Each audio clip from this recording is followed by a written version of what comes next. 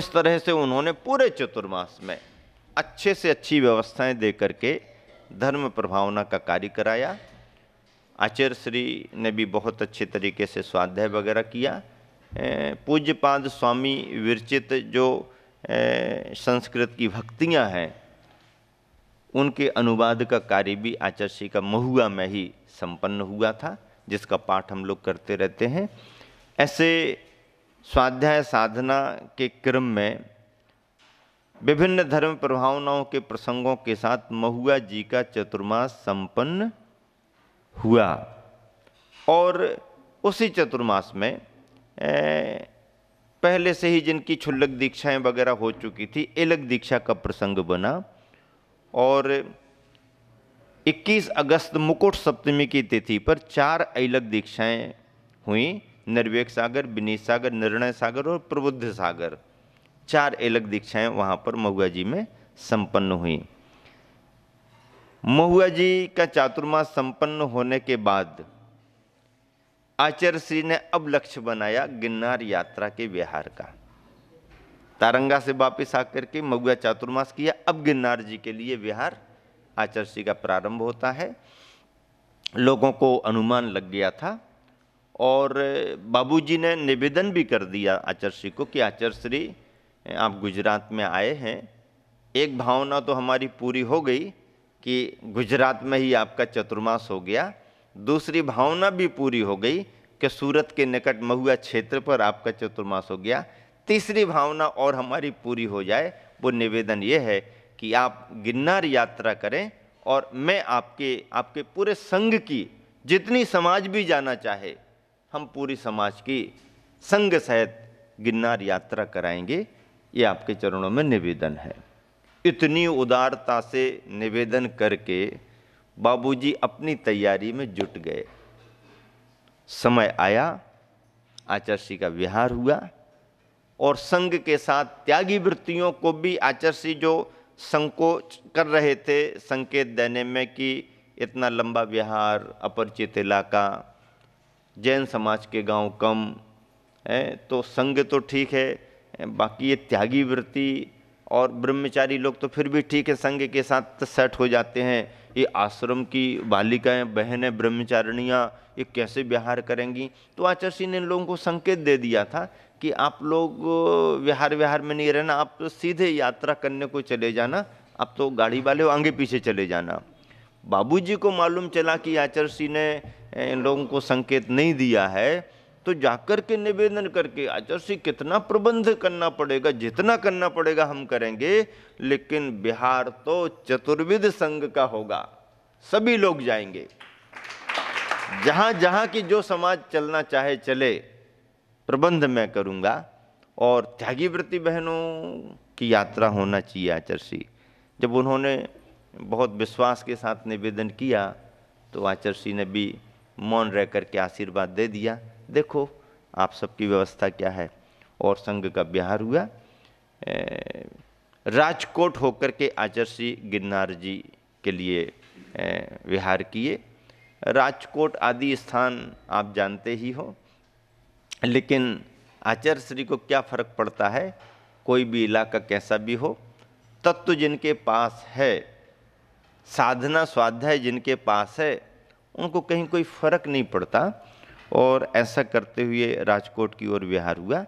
राजकोट आदि की समाज पहले से आचार्य श्री से परिचित थी और वहाँ की 3 बहनों ने, बाल ब्रह्मचारिणी बहनों ने, जो कि सभी अच्छी पोस्ट पर थीं, बैंक में मतलब मैनेजर जैसी पोस्ट पर थीं, और तीनों बहनों ने आचार्य श्री के चतुर्मासों में आकर के बार बार स्वाध्याय करके आजीवन का व्रत ले रखा था। वो आचार्य श्री को ख्याल में भी था और भी समाज बंधु वहाँ से आते रहते थे। तो राजकोट होकर के आचार्य श्री का विहार हुआ। राजकोट में आहारचर्या भी उनके यहाँ पर संपन्न हुई, बहनों के यहाँ पर प्रवचन आदि का लाभ भी सभी ने लिया। मूल मंदिर में जो मंदिर वहाँ पर संघ विराजमान हुआ। पहली बार लोगों ने इतने बड़े संघ को इस तरह की चर्या के साथ में देखा। भावनाओं में फर्क आता है और लोगों ने उस तरीके से लाभ भी लिया। विहार करते हुए आचार्य श्री गिरनार जी में मंगल प्रवेश करते हैं। दिसंबर का महीना था। दिसंबर के महीने में ठंड तो बढ़ी जाती है। अब वंदना वगैरह करने का भी क्रम, तो नीचे से ही पहाड़ी पर चढ़ कर के और वापस आना कठिन काम होता है। हम लोगों ने तो एक मध्यम रास्ता निकाल लिया था। मध्यम रास्ता ऐसा निकाला कि भी अपन शाम को दोपहर में यहाँ से विहार करके पहाड़ी पर जा कर के रात्रि विश्राम अपन पहाड़ी पर कर लेंगे मंदिर में, और सुबह सुबह फिर आगे की वंदना करेंगे और वापस आकर के आहारचर्या भी पहाड़ी पर ही कर लेंगे और फिर शाम को वापस। इस तरीके से हम लोगों ने सेटअप किया था। और सभी कुछ करना वहाँ पर कठिन होता है। आहारचर्या करने का कोई मन भी पहाड़ी पर बनाए तो इतना कहाँ स्थान, इतना कहाँ प्रबंध। हम ही लोगों ने जब मतलब 3 महाराज जियों ने जब वहाँ पर ये भाव व्यक्त किया कि ऐसे ही संभव हो सकेगी वंदना, तो प्रबंध के रूप में भी जब किया तो पहले दिन शाम को ही वहाँ पर सूखा सूखा सामान डोलियों से जाता है पहाड़ पर। फिर धर्मशाला है, पानी वहाँ पर है, कुंड है, पानी है, वाटर पानी जो स्टोर किया जाता, साफ सुथरा, बहुत बहुत अच्छा पानी है, हल्का पानी। तो हमारी तो आहारचर्याएँ हुई। छोटे प्रबंध में तो कर सकते, पर उस प्रबंध में भी पहले दिन नीचे से, फिर दूसरे दिन दूसरा लेकर के कोई ऊपर ऊपर जाएगा, इतने ऊपर 4000 सीढ़ियाँ चढ़ करके फिर वहाँ पर चढ़िया। तो संग तो वंदना किया, लेकिन वापिस आए। आचार्य श्री के साथ वंदना करने में लोगों का बड़ा उत्साह था। और आचार्य श्री सुबह सुबह से वंदना करते हुए जब आगे आगे की टोंकों पर गए तो चौथी टोंक तो बहुत कठिन है भाई, क्योंकि सीढ़ियाँ वैसी नहीं हैं और सभी लोग वहाँ पहुँच भी नहीं पाते हैं। हिम्मत वाले जो थोड़ा सा मन मजबूत करके चढ़ते हैं वो पहुँच जाते। हमने मन बहुत बनाया, लेकिन चूँकि सूरत से हमारी स्वास्थ्य की अनुकूलता नहीं रही थी, तो मैंने भी ज़्यादा कोई ऐसा उत्साह प्रकट नहीं किया। श्रद्धा पूरी रही, नीचे से वंदना पूरी की। एलक जी तो एकदम बिल्कुल, और ऊपर जाकर के हमको इशारा करते, आ जाओ आ जाओ आ जाओ। हमने कहा नहीं नहीं, आप देखो अपना। थोड़ा चढ़ने में असुविधा होती है, पकड़ पकड़ कर चढ़ना पड़ता है, ऐसा एकदम नहीं। आचार्य श्री ने तो गजब का काम किया पूरे संघ के साथ। चौथी टोंक पर तो गए, वहाँ पर अपनी भक्ति पाठ वगैरह किया, वंदना की, पूरा संघ था। उस समय के फोटोग्राफ्स जो देखने को मिलते हैं गिरनार जी के, आश्चर्य होता है कि इतना बड़ा संघ कैसे वंदना करते करते चौथी टोंक पर जाकर के बैठे हुए हैं। और चौथी टोंक जाना फिर भी सरल है, मतलब कोई हिम्मत करे और मन मजबूत हो तो जाके आ सकता है। पर चौथी टोंक से उतर करके फिर 5वीं टोंक पर प्राय करके सभी यात्रीगण जाते हैं। लेकिन चौथी टोंक से 5वीं टोंक जाने का काम तो बड़े बड़े साहसी भी नहीं कर पाते हैं, लेकिन आचार्य श्री ने वो काम किया। चौथी टोंक से 5वीं टोंक में जाना है तो ज़्यादा दूरी नहीं है, थोड़ा सा नीचे को आओ और पहाड़ी का अंत और अगली पहाड़ी शुरू होती। लेकिन इस पहाड़ी का अंत और अगली पहाड़ी की शुरुआत होने में जो झांक करके देखो तो इतनी लंबी गहरी खाई दिखती है कि आदमी वापस आ जाए। गहरी खाई बहुत है, पर है इतना कि यदि कोई थोड़ा सा अभ्यासी है या थोड़ा सा हिम्मत वाला है तो जरा ऐसा करके ऐसा निकल जाए तो थोड़ी सी छलांग जैसी लगाएगा और 5वीं टोंक आ जाती है। अब वो चौथी से 5वीं टोंक की दूरी ज़्यादा नहीं है, लेकिन ऐसे ही समझ लो सरवार सिद्धि और सिद्ध सिला।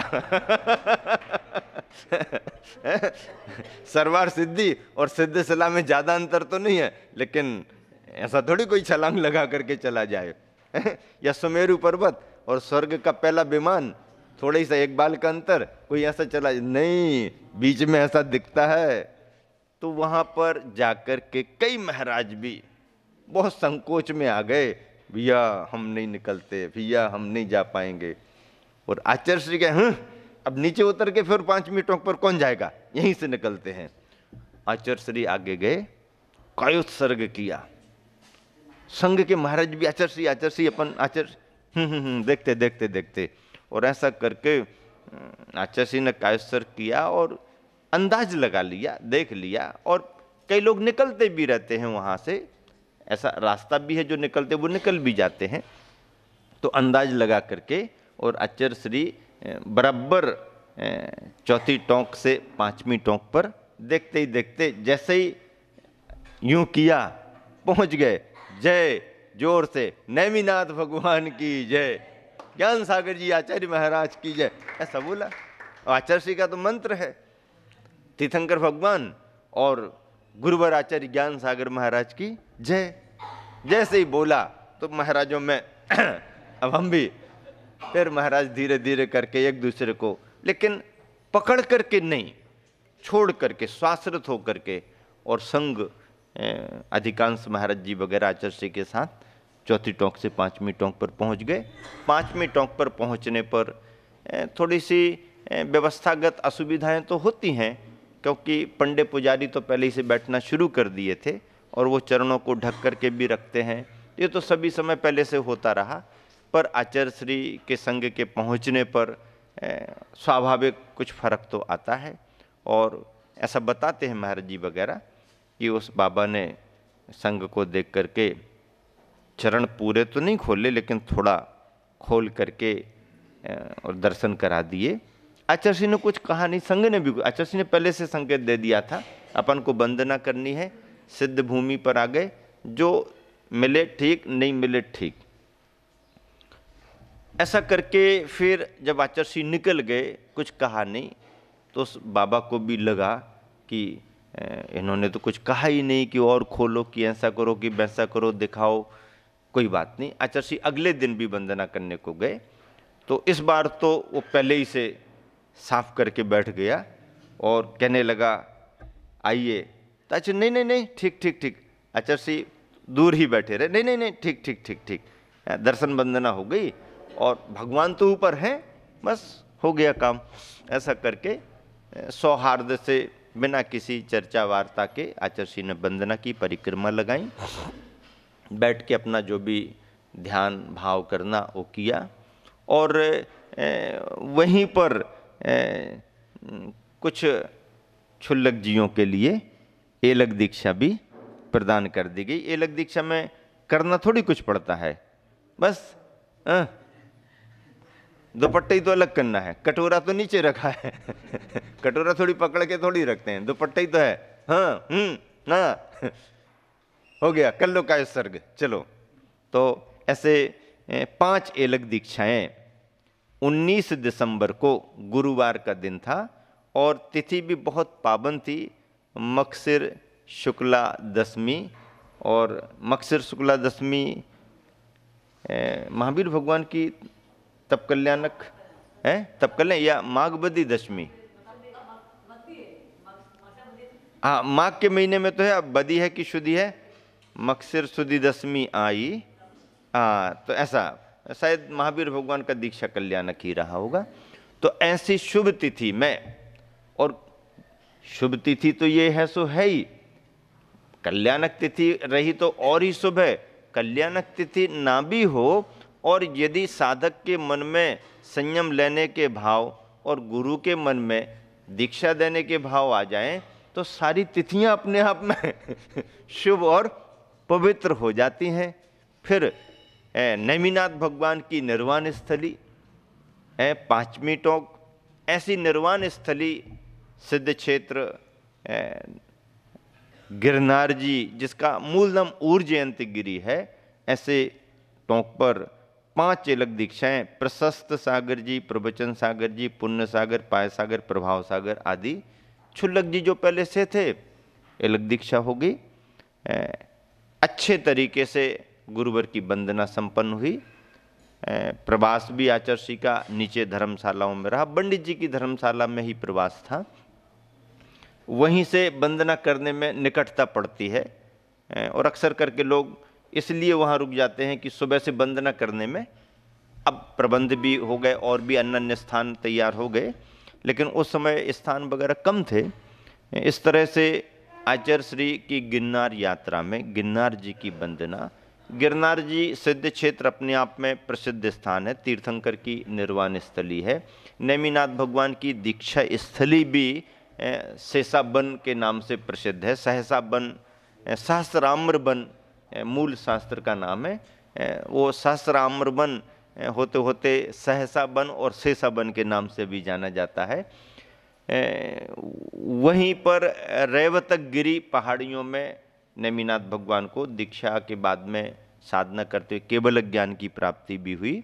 और ये गिरनार की चोटियों में ये उर्जयंत गिरी, समंतभद्र महाराज जी ने भी इसका बहुत अच्छे से उल्लेख शंभु स्तोत्र में नेमिनाथ भगवान की स्तुति करते हुए लिखा है।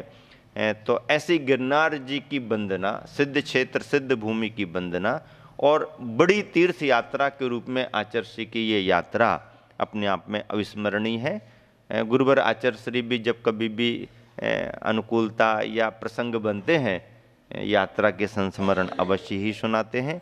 सर्दी गर्मियों की परेशानी तो यात्राओं में होती ही रहती हैं, पर बड़ा लक्ष्य लेकर के कोई आचार्य संघ आगे बढ़ता है तो ये सब गौण हो जाती हैं और उस समय की प्रभावना और साधना का वातावरण मुख्य हो जाता है। ऐसा करते हुए गिरनार जी की वंदनाएं करके, प्रवास करके, प्रभावना के कार्यक्रम करके, वहीं गिरनार जी की निर्वाण स्थली पर आचार्य श्री ने जीव दया अहिंसा के रूप में अपने प्रवचनों के माध्यम से पहला शंखनाद गिरनार जी की तहलटी में किया। नेमिनाथ भगवान की करुणा को याद करके, पशुओं की रक्षा के भाव को याद करके आचार्य श्री ने कहा कि आज देश में भी जो चल रहा है कत्ल खानों के रूप में, इस पर रोक लगनी चाहिए और इस रोक के लिए सरकार पर दबाव बनाना चाहिए, नीतियां बदलनी चाहिए और समाज बंधु आगे आकर के ऐसे पशु जो कत्ल खाने जाते हैं उनको संरक्षण देने के रूप में गौशालाएं प्रारंभ करें। गिरनार जी में पहला शंखनाद गुरुवर ने अपने प्रवचनों के रूप में किया। परिणाम वहीं से निकलना शुरू हो गया और लोगों में उस कार्य को करने की हलचल शुरू हो गई। गिरनार जी से विहार करके आचार्य श्री अगला लक्ष्य लेकर के आगे बढ़े और विहार करते करते सूरत नगर की ओर विहार हुआ। सूरत नगर में एक आहुरा नगर है। आहुरा नगर में मंदिर बनकर के तैयार हुआ था।